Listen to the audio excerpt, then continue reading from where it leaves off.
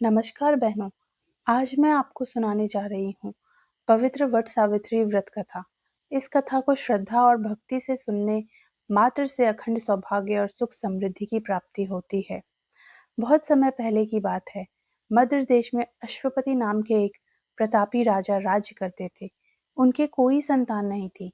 राजा और रानी ने कई वर्षों तक माँ सावित्री की कठोर तपस्या की।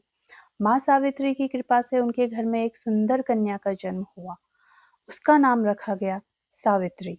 सावित्री अत्यंत सुंदर, तेजस्वी और बुद्धिमान थी। सत्यवान बहुत गुणवान और धर्मात्मा थे, लेकिन वे वन में अपने अंधे माता पिता के साथ रहते थे। सावित्री ने सत्यवान को ही अपना पति चुन लिया। जब महर्षि नारद को यह पता चला, तो उन्होंने राजा अश्वपति से कहा, सत्यवान गुणवान तो है, लेकिन उसकी आयु बहुत कम है। विवाह के 1 वर्ष बाद ही उसकी मृत्यु निश्चित है। यह सुनकर राजा बहुत दुखी हुए और सावित्री को समझाने लगे, लेकिन सावित्री बोली, भारतीय नारी केवल एक बार पति चुनती है। मैंने सत्यवान को मन से अपना पति मान लिया है।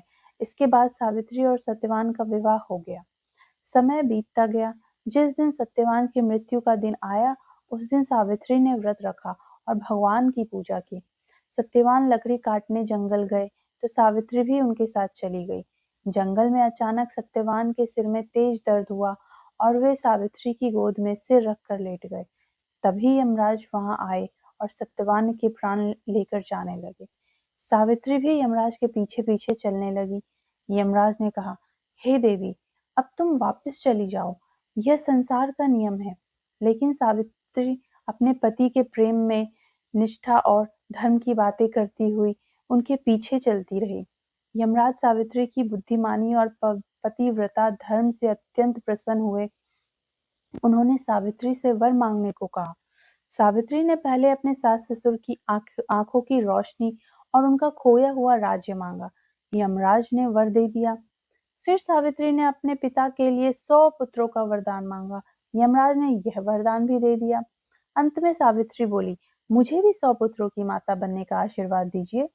यमराज तुरंत समझ गए, बिना पति के यह संभव नहीं है। वे सावित्री की बुद्धिमानी और पतिव्रता धर्म से अत्यंत प्रसन्न हुए और उन्होंने सत्यवान के प्राण और वट वृक्ष की पूजा करती है।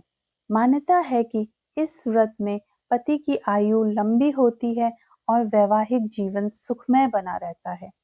वट सावित्री माता की जय।